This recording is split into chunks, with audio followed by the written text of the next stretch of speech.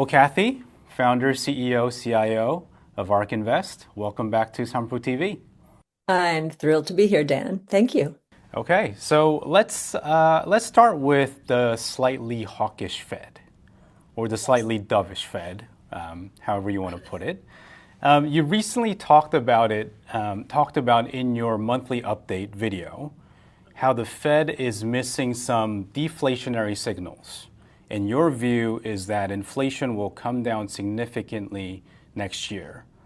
For those who didn't see your latest monthly video, which everyone should go check out at ARK Invest YouTube channel, what are some of those deflationary signals? I think one number that no one really is focused on, I haven't seen it in the press at least, is the unemployment rate for new college graduates. And that jumped from August to September from 9.3% to 10.2%. Now that's in the double digits. The overall employment rate ticked up to 4.4%. So this is more than twice the overall unemployment rate. And the other thing on the inflation front is oil prices have cracked below $60 as measured by West Texas Intermediate. I think we're in the 58, 59 range. And on a year-over-year basis, that's about a 20% decline. And we're also seeing broader-based declines in rent in the United States, and that will get into the inflation rate slowly but surely over the next year. And then finally, our research is focused on the deflation associated with all of the technologies that we research and invest in. And the deflationary pressures, especially from AI, many people think, oh, these large language models is so expensive, so many GPUs. People using these models and not building them are enjoying, some of it is free, and then there's the step up in subscriptions, but most is free, certainly for the consumer world. And the testing is also free for the corporate world. Got it. So these signals, they're not good. I mean, they're good if you want the Fed to be cutting, but they're not good for the economy.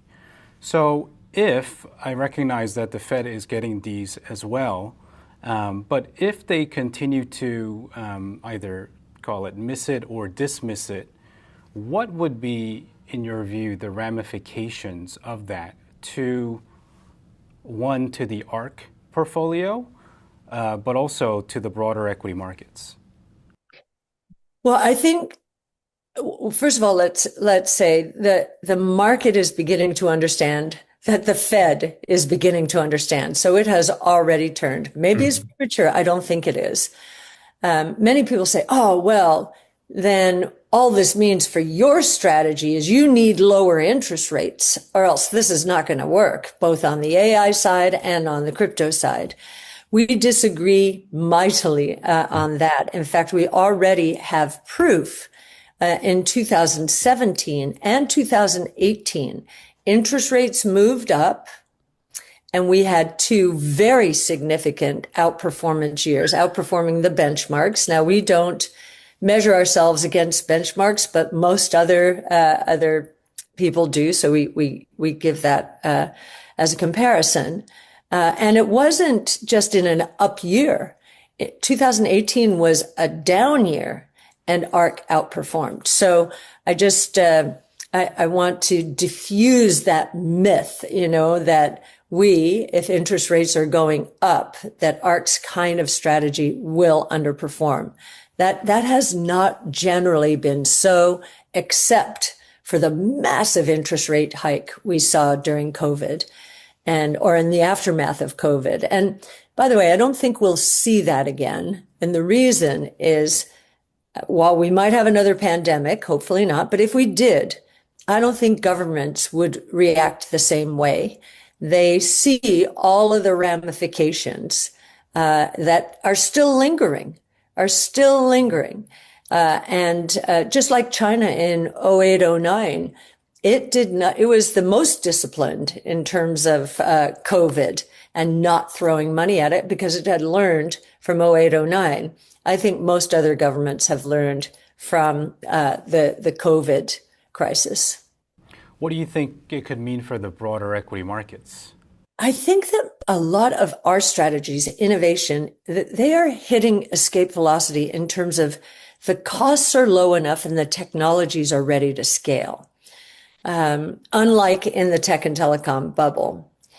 What I think for the broader markets, and you can see this in our Big Ideas 2025, in Brett Winton's section, Brett's our chief futurist, we put a table which delineated what we expect in terms of market appreciation from three categories. One was the Mag 6. One was truly disruptive innovation companies, technologically enabled. And one was the rest of the market. Now, consider the source. But if we're right, if our research is correct, and we're both top down and bottom up in coming to these numbers, we believe that the Mag 6, and we take Tesla out, it was banished because it didn't act like the rest of them. We think that the Mag 6 will do fine. We wouldn't be surprised 15 to 25% appreciation. Of course, there's going to be some disruption or disintermediation to their models potentially. So maybe one or two will fall out. We think that technologically enabled disruptive innovation emerging, that will appreciate in the 40 to 50% compound annual rate, again, because they're ready for prime time. And we think the rest of the market, which, is really a representation of the traditional world order, will probably depreciate because technologically enabled innovation is going to disrupt every sector, every industry, every sub-industry. Got it. I know your trades, your buys and sells get a lot of attention in media coverage, but a large part of your trades is simply responding to the flows in and out of the ETF, not really you expressing your views. Or, first of all, is that true? Okay, I'll just clarify that. So the wonderful thing about ETFs as a portfolio manager, I don't have to worry about flows. Mutual funds have to worry about flows, when to put inflows to work and how, and they have to meet redemptions as well. With ETFs, the infrastructure around ETFs, and the infrastructure is outside of ARC largely and any ETF provider. So the authorized participants, which are primarily all the brokers out there, and the market makers are managing the flows. Now, so what you do see when I know the most controversial sales are Tesla, for example. When you see Tesla, when you see it taken down, what are we doing? Typically, it's gone through a nice appreciation move relative to other stocks.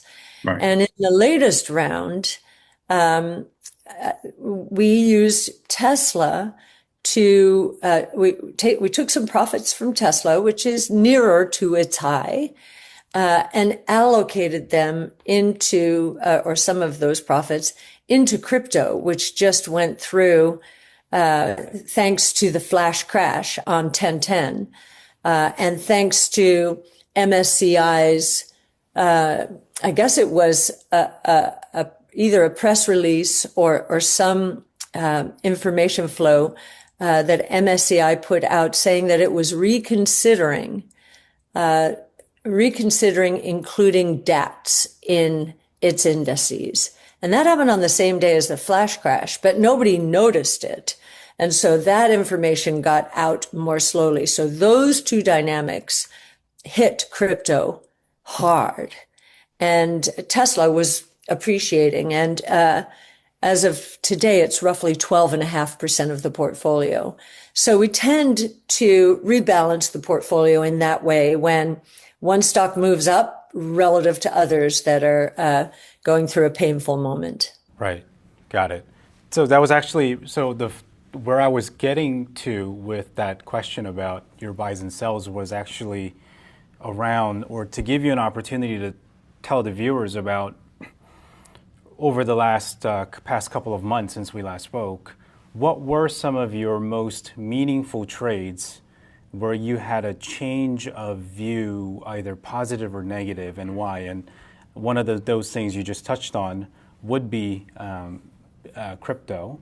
And the trimming of Tesla was not necessarily a change in view, was simply rebalancing. Any other sort of meaningful trades that... Yes, so you'd like to share? Absolutely. What we will do in a down round like we've just seen, it was kind of a compressed down round, and I think we're on the other side of it, though one never knows. We consolidated towards higher conviction names, and one of our companies is being taken out at the same time. So Exact Sciences, I think we had roughly a 1.5% position in it. The acquisition of Exact Sciences by Abbott Labs got the whole multiomic sector going. And believe me, it's lagged so far behind that we think it has miles to go. So we weren't taking profits per se from them, but we were selling Exact because it went to within 5% of the takeout price. Pretty high probability that it's going to happen within the next 6 months. So that became a source of cash, as did another name, GitLab. So what we do is we concentrate towards our highest conviction names. GitLab because of a changeover in a number of people on its management team, has reduced one of our bottom-up scores, whereas Tempus AI, we put more so within the AI space. Both of them are touch AI in important ways. We recycled some of the funds into Tempus, which had been hit hard. And we bought some Coinbase, we bought some Circle and Bitmine Immersion. So it was very interesting. The AI hype fears occurred at the same time as the crypto fears, and they almost seem to be feeding one another. And so we took a takeout name and put it into AI and crypto. We did the same by swapping a little bit from one of our AI names into a higher conviction AI name. Got it. Makes sense. So speaking of crypto and building your position there, you maintain a significant exposure to crypto equities, Coinbase, Bitmine, Circle, Bullish, etc. You're obviously bullish on Bitcoin. You're bullish on stablecoin adoption and therefore Ethereum. Rather than asking you a generic sort of what is your view on crypto, if you were to actually rank them in terms of relative attractiveness over the next 3 to 5 years, so Bitcoin, Ethereum, and various crypto equities, which is also a diverse group, exchanges, that's, the treasury companies, the stablecoin issuers, what would that ranking look like? Oh, okay. So you're asking, let me start with the crypto first. I think during the flash crash, one of the major exchanges out there had to sell Bitcoin. This is what always happens. Bitcoin is the most liquid of all of the crypto assets out there. So it usually is the first one to get sold and drag the others down. The others go down more. So we think, and again, we're at a moment where we think we've seen the bottom because the news is out. JP Morgan posted the report about MSCI. Now everyone knows that. Everyone knows about the flash crash. And, while Binance is very, very profitable, I think there are memories of Bitfinex, which have left scarred tissue and, the ramifications thereof. So we think from the beginning, when we talk about Bitcoin, we say, look, it's a very big idea. It is a global monetary system. It is a technology, and it is a new asset class. It's leading the charge into a completely new asset class. So it's the leader, and it's where all institutions are going to dip their toes in first. So that one has to be at the top of the list, just in terms of the big three. I think in terms of Ether and Solana, the narratives are shifting a little bit. Absolutely, Ethereum is what institutions are choosing, as they're building on top of the Ethereum layer 1 with layer 2s. Now, the big debate out there is, are layer 2s, and, they're proliferating widely now. Are they going to commoditize because they're not close enough to the consumer, except for Base, which is Coinbase is one. They're not close enough to the consumer, and they're dependent on the layer 1s. So over time, as these proliferate, is there going to be a commoditization, and the value will flip to those closer to the consumer and to the layer 1s? We're thinking that could be the case here.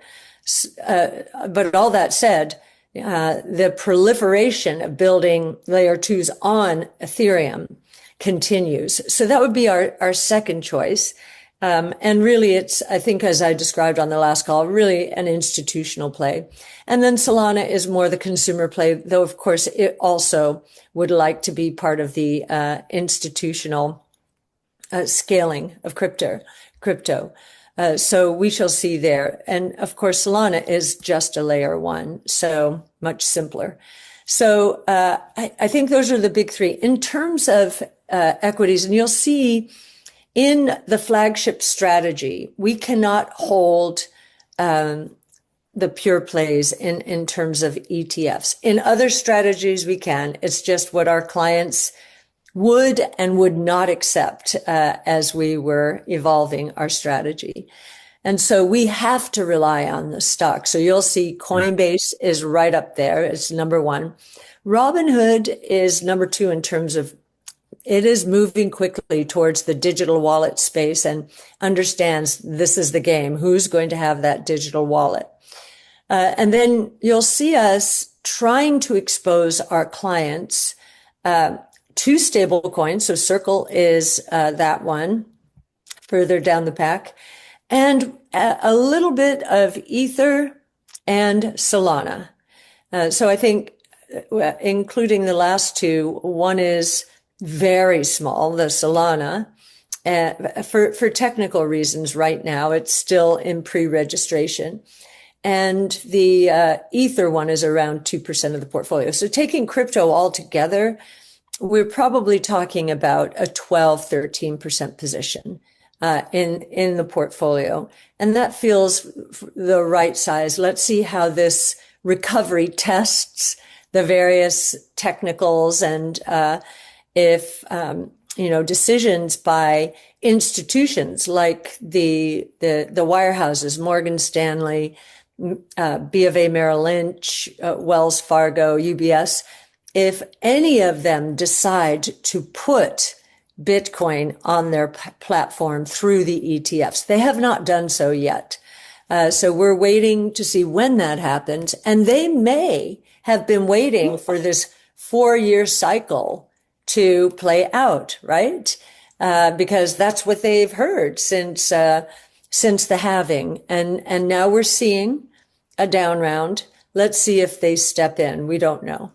Just for clarifications, particularly for the viewers, when you say the wirehouses, quote, put it on their platform, you're referring to sort of they're putting into the asset allocation recommendation to the clients. Yes, what they're saying is we have approved this spot ETF. It can be spot Bitcoin, spot ETH. We have approved this on our platform, and you can put it in your models. And you can buy it for your PAs, your personal accounts. So it's a pretty big deal, and it's really demand pull from the advisors if they want it, if their clients are clamoring for it, saying, "Hey, now is the time. Let's get into these new assets." Got it. I know NVIDIA is not a big position for you, but wanted to get your take on what NVIDIA potentially means for the broader market. So NVIDIA reported a blowout quarter. I don't recall hearing from a single analyst or an investor who thought NVIDIA had a bad earnings call last week, yet the stock went down in a big intraday reversal. That clearly spooked the market. I know you don't think we're in an AI bubble, but how do you reconcile that with the reality versus expectations dynamics of what forms a stock price, where NVIDIA's price actions suggest that expectations may now be ahead of reality? Yeah, I think, well, a couple of points there, and you'll notice that we did buy on that setback. And you're right, it's not a huge position. It's about 1.5%. And one of the reasons for that, we're watching the price action. That's true. But I also think there was a crypto AI relationship here. The kinds of investors interested in crypto are also interested in AI. There was a sell-off, and you're going to have some investors, speculators, certainly following the momentum. And that's all they're doing, and they'll ask questions later. In terms of the NVIDIA report, it was spectacular. It was a re-acceleration in top-line growth. It was an increase in margins. But we do see other signs of competition emerging out there. The hyperscalers, their cloud strategies probably do not have 75% gross margins. And they're buying from NVIDIA, and now NVIDIA is telegraphing our margins are higher than our customers. So that might be unsettling to them and pushing them to pursue a strategy involving AMD or involving Google's TPUs, or involving Amazon's Trainium or Inferentia. So there are, and then you've got the special purpose GPUs. Tesla is talking in very optimistic tones about its own AI chip and how it expects to have the best chip for robotaxis, for autonomous mobility, of all out there, because NVIDIA's is a special purpose. As a general purpose chip, Tesla's will be a special purpose chip. So I always look at how customers and competitors are acting. And yes, the expectations for NVIDIA are high. They're very high. Now we have one acceleration quarter. Is the market now expecting another acceleration? Their guidance suggests it could be, but maybe it won't be. So we're getting into that. So you're right. The expectations are high, and NVIDIA has to deliver. So far, NVIDIA has delivered. Got it. And speaking of a potential competitor or competitors for NVIDIA's GPU, AMD is a much larger position for you, and clearly you're seeing it as a potential share gainer coming from a very small base. But there is a view out there that the likely competition, if there were to be some serious competition to NVIDIA, will likely be from these application-specific chips, whether the likes of Google's TPU or other custom specific GPUs, which would, I guess, if that were to be true, it would put AMD in sort of a lose-lose position, meaning if NVIDIA maintains its dominance and holds on to its market share, then there's not much room for AMD. If the future is more with these alternatives, the application-specific chips and the likes of the Google TPUs, then that future won't be so good for AMD either. So how do you... There's the thought with power being the constraint here, it probably means that companies are going to choose the best chip, and especially when it comes to the CUDA software around the NVIDIA chip. One of the things that AMD has that NVIDIA does not have yet, although it's on the roadmap, is it has much more memory for these large context windows that we need for reasoning. And so that's something that's benefiting AMD short term. And one of the other things that it has, it's taking share from Intel in the CPU space. It's up to 40% share. That's unbelievable. In speaking with OpenAI, during a number of our conversations, they say, we think people are missing the fact that we need both GPUs and CPUs. So for right now, we think AMD is in a very good spot. So in our last conversation, you spoke about the AI-driven opportunities in healthcare and multi-omics in particular. As a follow-up to that, what do you think happens to medical hardware with AI? There's obviously lots of exciting innovation and opportunities in the software-driven side of healthcare. But in terms of, do you have a view on medical hardware? I'm thinking, for example, robotics. Yes. Intuitive Surgical is the robot surgery company. And we've talked to them and agree with them that humanoid robots probably are a threat to Intuitive Surgical if it does not move aggressively in that direction, but not for years. And in fact, Brett Winton, our chief futurist, has done, it's a preliminary calculation, but humanoid robots are going to be 200,000 times more complex than a robotaxi.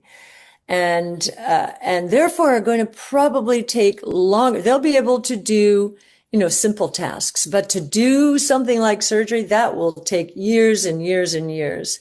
And in terms of Neuralink, Elon is already using robotics, not humanoid robots, but robotics, to embed Neuralink into human brains. So I think it's going to be very important, robotics, the hardware side. Got it. Well, Kathy, that's all the time we have. Thank you so much. Hope to see you again. Great to see you. Thanks so much. Bye-bye now. Bye.